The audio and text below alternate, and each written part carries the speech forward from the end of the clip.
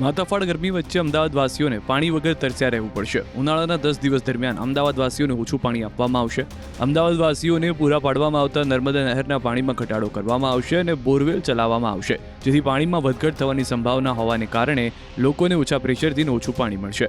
Ahmedabad municipal કોર્પોરેશનના ઇજનેર વિભાગના જણાવ્યા મુજબ સરદાર નર્મદા નિગમ લિમિટેડ દ્વારા નર્મદા મુખ્ય નહેરમાં પ્રી મોન્સૂન કામગીરી અંતર્ગત નહેરના આરસીસી લાઇનિંગમાં થયેલા નુકસાનને રિપેરિંગ અને મરામત નિભાવવાના કાર્ય માટે આગામી 10 દિવસ સુધી નહેરના લેવલમાં જરૂર મુજબ વધઘટ કરવામાં આવશે, જેના પરિણામે કોતરપુર વોટરવર્ક્સ ખાતે મળતા પાણીના જથ્થામાં ઘટાડો થશે અને કોતરપુર વોટરવર્ક્સ ખાતે પૂરતા પ્રમાણમાં પાણી ઉપલબ્ધ થશે નહીં, જેથી શહેરના પશ્ચિમ ઝોન, મધ્ય ઝોન, ઉત્તર ઝોન, પૂર્વ ઝોન અને દક્ષિણ ઝોનના વોટર ડિસ્ટ્રીબ્યુશન સ્ટેશનોમાં પાણીની અછત સર્જાશે। આ પરિસ્થિતિમાં વોટર ડિસ્ટ્રીબ્યુશન સ્ટેશન ખાતે જરૂર મુજબ બોરવેલ ચલાવી ઉપલબ્ધ પાણીના જથ્થા અનુસાર પાણીનું વિતરણ કરવામાં આવશે।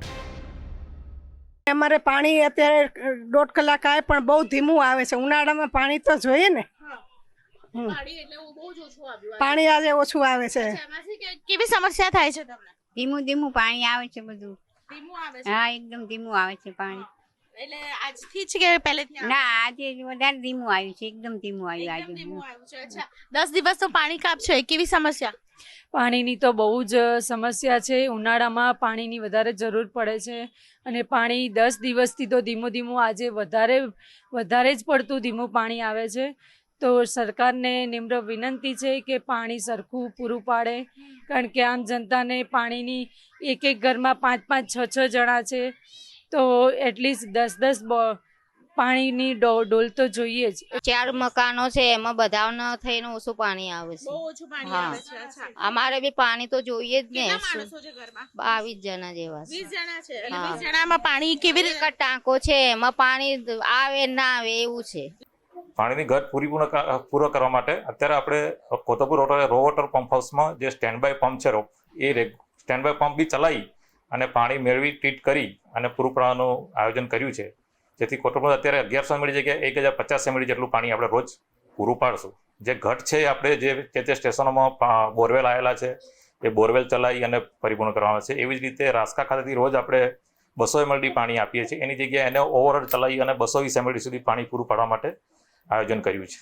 રાબેતા મુજબ પાણી આપવાનું પૂરેપૂરું આયોજન કર્યું છે અને અમુક 2-3 પમ્પિંગ છોડીને છેવાડાના બધા પમ્પિંગમાં રાબેતા પાણી પૂરું પાડવામાં આવશે। પૂર્વ વિસ્તારની અંદર વાત કરીએ તો નિકોલ, વિરાટનગર, ગોમતીપુર, ઓઢવ, ઇન્ડિયા કોલોની, ઠક્કરબાપાનગર અને દક્ષિણ વિસ્તારની વાત કરીએ તો વટવા, લાંભા, નારોલ, મણિનગર, ઈસનપુર, ઘોડાસર, દાણીલીમડા, બહેરામપુરા, રામોલ, હાથીજણ, હાટકેશ્વર, ખોખરા તમામ વિસ્તારો એવા વિસ્તારો છે કે જેમાં દક્ષિણ અને પૂર્વ વિસ્તારની અંદર પણ પાણી કાપની જે સમસ્યા છે 10 દિવસ સુધી લોકોએ સહન કરવી પડશે।